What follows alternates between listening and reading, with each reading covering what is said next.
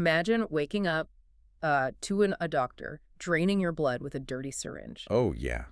Horrifying. Right, and not to save your life, but to, like, pay a toll for a magical spell. Just a totally normal morning. Exactly. I mean, in most stories, that's the cold open to a terrifying horror movie. But if you're stepping into the world of Foul Play Ricky, specifically Stand 6, Part 1, Yeah. that's just a casual Tuesday. Welcome to this deep dive, by the way. I'm your host, and I'm here to guide you through this absolute madness. And I'm your resident expert on all things arcane, absurd, and, well, Ricky. Glad to be here. So glad to have you because, we are unpacking how this specific arc masterfully blends like hard-boiled noir tropes, dark fantasy, and just hyper self-aware comedy into something that constantly breaks its own rules. Oh, for sure. It immediately sets a very specific, uncomfortable baseline, doesn't it? Yeah. You are thrown into a narrative that flat out refuses to treat its own lore with any kind of reverence. I mean, we usually expect the hero's journey to have a certain dignity. A gleaming sword, a wise wizard, a noble quest. But Foul Play Ricky just takes that majestic fantasy painting and completely defaces it. Totally. If you, the listener, have ever felt overwhelmed by a story that refuses to take itself seriously, while still delivering incredibly high-stakes action, consider this deep dive your personal map through the chaos. And it breaks those rules right out of the gate, like you said. We open with Ricky, our perpetually gruff protagonist, right? Yeah, waking up in a bed that is comically half his size. Right. And there is Dr. California Elm Whistle. Who goes by Cal. Yeah, Cal. Yeah. Casually pulling 50 cc's of Ricky's blood under this very thin guise of giving him a nutrient shot. Which is such a wild violation of personal space. It really is. But Ricky barely registers the horror of the dirty syringe. Instead, he just asks how Cal knew exactly when to stop drawing blood. And Cal just, waves it off. He mentions that their minds casually melded in the cloud. The cloud. Yeah. And he casually drops the fact that they'll be sharing the narrative for about the length of the deep dive, unless it doesn't feel like it's landing. The script is literally looking right at you, winking. Exactly. It establishes this tone of casual violation mixed with, like, bureaucratic narrative management.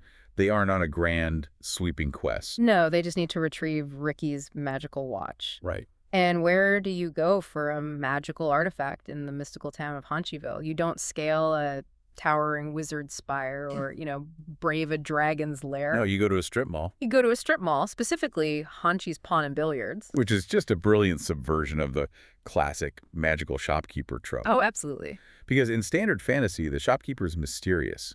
They dole out cryptic advice, ancient relics. But here, they meet Doxma, the tinker who runs the shop. And she isn't wise or mysterious at all. Not even a little bit. She is fiercely pedantic and completely bogged down by mundane retail grievances. She is incredible. Like, she is obsessed with correcting them that her establishment features billiards, not pool. Right. Very important distinction for her. Very important. And her backstory is just hilariously, specifically tragic. She shows off this grandiose shrimp collection. The shrimp collection. Yeah, the shrimp collection. But then she casually mentions she has all these extra copies of Goosebumps books lying around because her lazy, good-for-nothing son outgrew them. And the detail there is just brutal. Oh, the detail that got me is that her son buys 2 copies of every single book. One to read and one to give to his dad if he ever comes back from buying cigarettes. I mean, it's the weaponization of hyper-specific mundane tragedy. Doxma is a purveyor of magical artifacts, but she's completely grounded in petty, real-world frustration. Right. The writers are contrasting grand fantasy with irritating, everyday bureaucracy. And that bureaucracy hits Ricky right in the wallet, honestly. He finally spots his magical watch, which, by the way, has a great design. Oh, yeah, the billiard cues' hands. Yeah, billiard cues his hands, billiard balls for numbers. But Doxma quotes him a price of $3,000. Which is... Steep, very steep. Ricky, hoping for, like, a fantasy exchange rate, asks if that's Haunchy dollars. And Doxma snaps back, no, it's U.S. dollars. Right. The world building here is so layered. Ricky obviously doesn't have $3,000 on him. No, he doesn't. But Cal, ever the helpful parasite, points out there's a Haunchyville citizenship discount. Ah, yes. 95% off. 95%. You know that feeling of sheer panic when you realize you're trapped in a conversation with a retail worker who won't let you leave until you sign up for their store credit card? Oh, the absolute worst. You just want to buy your socks, and they're pitching you a rewards program. Imagine that, but the rewards program requires a literal blood sacrifice. Yeah, usually you just give them your email address and, accept some spam. Exactly. But to get this discount, Ricky has to risk his life in a series of torturous events called the citizenship trials. And it comes with a perk. Oh, right, the perk. If he survives, the enchanted membership card comes with a bizarre 1589 legal loophole allowing citizens to use other villagers as their own personal army. Which is just, its bureaucracy is violence. Yeah. Fantasy usually has monsters. Here, the monster is the fine print. That's a great way to put it. The writers are asking a really cynical question, I think. What if the mystical hurdles of a hero's journey were actually just the agonizing terms and conditions of a predatory corporate discount program? Right. And it's this exact bureaucratic nightmare that forces Ricky to reveal who he truly is. Because to beat a predatory system, you have to become a predator yourself. Yeah, you do. And that brings us right into the brutality of the citizenship trials. This is where the story shifts from mundane comedy into deep, dark physical absurdity. Because the trials strip away any illusion that Ricky is a noble hero. Like, the first challenge is the dog pull. Oh, the dog pull. Ricky is hooked up to a massive cart weighing 10,000 pounds. He has to pull it away from a magical pit of despair. But the pit isn't filled with lava or spikes like you'd see in Indiana Jones. No, of course not. It's filled with used needles and hairbrushes. Which is viscerally disgusting. It really is. It's an oddly specific, uniquely terrifying modern urban hazard. And, to win, Ricky has to tap into his inner Breyer strength. Right, the Breyer strength. Which I love how the source material handles this. Ricky's inner monologue literally notes that this specific superpower was supposedly written out of the show like a season or two ago. Yeah, he treats his own character development like an abandoned software update. He does. It really highlights his detachment from his own reality because he's surviving challenges like a giant Plinko machine. Oh, man. Or being forced to listen to a character named Seth's SoundCloud discography. A true nightmare. And having to literally out Pizza the Hut. Which is such a funny concept. They take a meaningless, real-world corporate slogan and literalize it into a life-or-death physical endurance test. Yeah, they are turning our mundane commercial landscape into literal mythology. But the tonal shift hits like a freight train in the final trial. Doxima announces that the last event requires a blood relative. The father and son challenge. Right. And out of the crowd, this kid volunteers, Yumith. Youngit. He says his mom is Gloria, a woman Ricky met at a bar 12 years ago. And Ricky is just completely unfazed by the sudden appearance of a biological child. Not fazed at all. He literally tells the kid, I've been spraying my seed everywhere for years, so I guess I shouldn't be surprised. Which is a horrible thing to say to a child. So horrible. But Youngeth is genuinely thrilled to be spending quality time with his father. Yeah, they participate in a double-weight dog pull, and the scene is set to ultra-patriotic post-9/11 country music. Which creates this false, soaring sense of triumph. Exactly, right before the horrific punchline. So they cross the finish line. Ricky's chain breaks, but he pulls the cart with his bare hands. They win. They win, but someone named Ritalin forgot to turn the magical pit off. yeah. And Youngith gets dragged backward into the pit of needles and hairbrushes. And, okay, I have to stop here and push back on Ricky as our supposed protagonist. Okay, let's hear it. Because his reaction completely breaks the unwritten contract we have with a main character. How so? Like, what does he do that's so bad? He literally watches his son fall into a pit of medical waste and says, "Ope," while he's dead. Yeah, he really does. He brushes it off entirely. He leaves the EMMTs, the emergency medical and magical technicians, to clean up his kid's body. Just leaves him to it. He casually mentions he has kids everywhere, so it doesn't matter. But then moments later, he pays his $6.66 for the watch, holds it in his hands, and sheds a single poignant tear because it reminds him of his lost best friend who went to the realm between. The irony is pretty thick. I just struggle to forgive him for the needle pit. Does this level of callousness absolutely ruin our sympathy for Ricky? Well, I mean, if we view him as a traditional hero, yes, it absolutely ruins him. Right. But we have to look at the archetype he's satirizing. Ricky is a deconstruction of the hard-boiled noir detective. Okay, like Sam Spade or Philip Marlowe. Exactly. In classic noir, The detective is so damaged by his past that he leaves a trail of collateral damage in his wake. Yeah, that makes sense. They treat the living, breathing people right in front of them as expendable, all while obsessing over a lost relic or a ghost from their past. Oh, wow. So Ricky weeping for a cracked watch while shrugging off his biological son's death is horrifying. But it perfectly satirizes how these lone wolf protagonists prioritize their own mythologized trauma over actual human lives. Okay, that reframes it completely. He's completely detached from present consequences because he is trapped in his own past. Exactly. But he doesn't have much time to mourn the watch because the past literally crashes through the window to steal it back. It does. The moment the transaction is done, the story launches into a massive meta-aware action sequence. Right into the heist. So Cal acts as a witch doctor, setting up a ritual with 5 stones and a wall of translucent white flames. To contact a mystical figure named Brother Kenneth Gifford. Right. But before the spell finishes, a cloak figure, who Ricky describes as a sleep token-looking motherfucker, crashes into the pawn shop, He throws a Molotov cocktail. which prompts Doxima to start screaming about her prime Haunchvillian Oak sighting. Yes, she completely ignores the violence to mourn her real estate. Priorities, right. Yeah.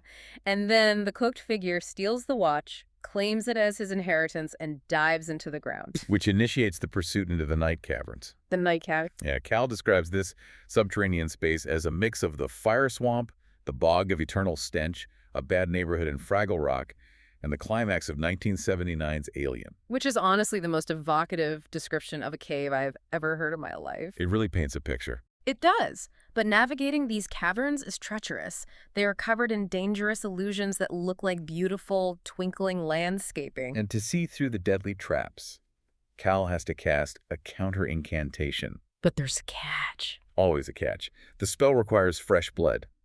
Continually. Yeah.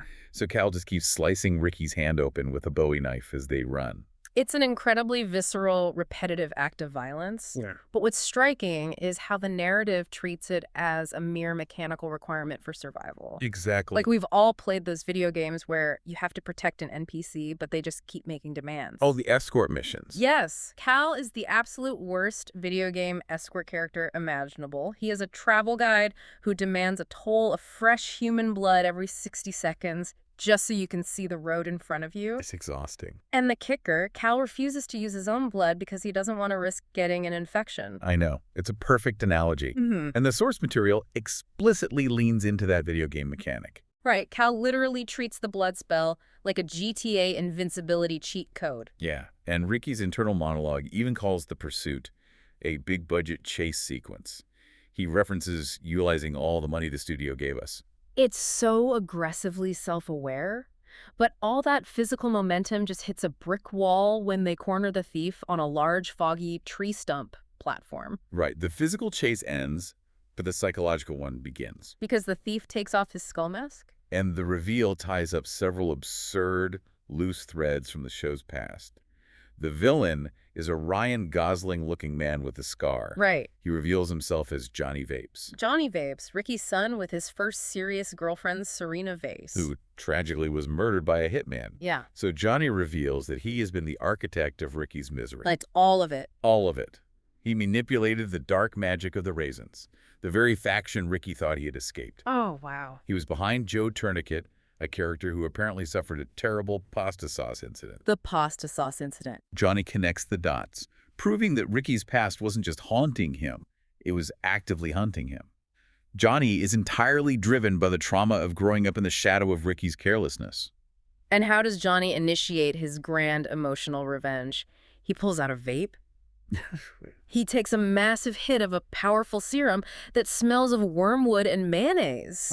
Which is just a revolting sensory detail, but he blows this thick cloud over them, forcing all three of them into a shared consciousness. A mind meld. A mind meld. And this is where the narrative structure completely collapses. Completely. Up until now, the absurdity was contained within the plot, but in episode 5, the absurdity infects the actual storytelling mechanics. It is pure chaos. The source material notes that the narrator's voice is suddenly replaced by old men to intentionally increase the confusion. Yeah, characters start speaking in each other's voices. Right, like Ricky sounds like Johnny Vapes, Cal sounds like Johnny Vapes, Ricky's inner monologue sounds like Cal. It's a mess. Yeah. And they trapped in a place between places, surrounded by dark magic spellbooks, and for some reason DVD copies of the movie You, Me, and Dupree. Of course. And they start arguing about the philosophical weight of existence, but it's entirely disjointed. Johnny complains about the system, how everyone is just numbers, and brings up the gold standard. Right. Cal starts yelling about cash prizes and scantily clad women.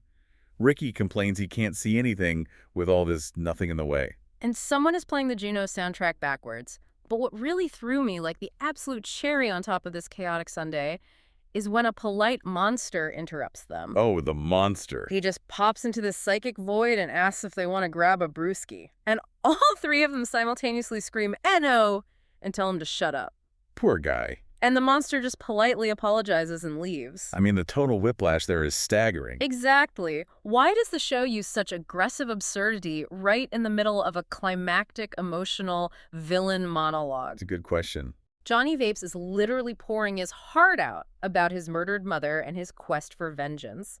And the writers throw in a monster offering a beer or a random voice complaining about driving out of the way to Best Buy because they couldn't stand a rusted Root CD. Right. Does this intentional narrative collapse represent the chaotic reality of Ricky's mind? Or is it just the creators flexing their comedic muscles to keep things light? Well, I think it's like someone making a wildly inappropriate joke at a funeral. Oh, interesting. Ricky's mind is essentially blasting the Juno soundtrack to drown out the sound of his own guilt. Oh. What's fascinating here is that trauma, especially the kind of suppressed, fragmented trauma Ricky carries, doesn't organize itself into neat cinematic monologues. No, it doesn't. Ricky has spent his entire life avoiding responsibility. Remember, he literally shrugged off his other son falling into a pit of needles earlier that same day. Right, the "ope while he's dead" moment. Exactly. So, when he is finally confronted with the concentrated consequence of his actions in the form of Johnny Vapes, Ricky's mind cannot handle the narrative coherence. So it just breaks. It breaks. The arguments about the gold standard, the polite monster, these are all psychological defense mechanisms. Yeah. The absurdity is the sound of Ricky's ego shattering. Okay, that makes perfect sense. The absurdity is his shield. And Johnny realizes this. He realizes Ricky doesn't even care about him. Right. Ricky even yells, "Of course I don't give a shit about you." So Johnny just gives up on the monologue and pushes Ricky off the foggy platform into a dark abyss. Which brings us to the descent. Yes, the descent. This is where the show makes a brilliant pivot into sensory deprivation. The script literally includes a spatial audio disclaimer. Oh yeah, advising the audience to listen in a dark room with their eyes closed in an empty house with a history of hauntings. It strips away all the visual and comedic chaos of the mind meld Hmm. and just drops you into pitch black isolation. Yeah. Ricky is crawling on all fours in shallow water. He hits something that feels like a human floating face. Which spikes his heart rate like he just ate a wing with Da-Bomb hot sauce on it. A very specific kind of panic. Yeah. Yeah. A visceral, physical panic replaces the meta-comedy. Then he sees glowing green eyes that take flight and leave him alone again in the dark. And in that darkness, Ricky finds a puddle of warm liquid on the rock. He jerks his hand back, cutting it on a sharp object. He rips his shirt to make a tourniquet, and his blood begins to drip onto the floor. This is the critical mechanical climax, really. Right. Because throughout the entire story, Cal has been stealing Ricky's blood to fuel spells and counter incantations. But here, in the dark, Ricky's blood acts as the catalyst on its own. Yes. As his blood splashes against the ground, the echoes intensify. A crack of light shoots up from the floor, illuminated entirely by his blood. It flashes the symbols of Ken across his eyes, Yeah. referencing the mystical entity they tried to contact during the heist, revealing the horrifying reality of the room he was just crawling through. Right before the crack expands and he falls through the light. It's a stunning resolution. It brings the motif of literal and metaphorical bloodletting full circle. It really does. So what does this all mean for us? If we distill the key takeaways from all these sources, Foul Play Ricky works incredibly well because it uses the sheer aggressive absurdity of its world to mask a genuinely compelling dark mystery. Absolutely. The arguments over billiards versus pool, the wormwood and mayonnaise vapes, the predatory pawn shop discounts, they aren't just jokes. No, they're not. They're the fragmented ways a broken protagonist processes the consequences of his own past. It lures you in with the ridiculous, only to trap you in the psychological fallout of a man who can't outrun the damage he's caused. Which leaves you, the listener, with one final thought to mull over. Oh, I like this. We've spent this entire time talking about Ricky's fractured mind, his avoidance of trauma, and his detachment from reality. But what about Cal? Calwell. We've treated Dr. California Elmwhistle as a quirky, annoying travel guide through this madness, but look at his actions. Okay. He draws Ricky's blood while he sleeps. He guides him into the trials. He forces Ricky to bleed to navigate the night caverns. He is a constant parasite in Ricky's mind. Oh, wow. Are we sure Cal is just a helpful, meta-aware companion? Or is it possible that Cal is actually the true architect of Ricky's personal hell, keeping him bleeding and confused so he never actually escapes? Man, now that completely changes how you view their dynamic in the cloud. Right. Something to think about the next time you ask for a store discount. Or, share your mind with a guy holding a dirty syringe. Yeah, definitely. Keep your blood inside your body, and we'll catch you on the next deep dive.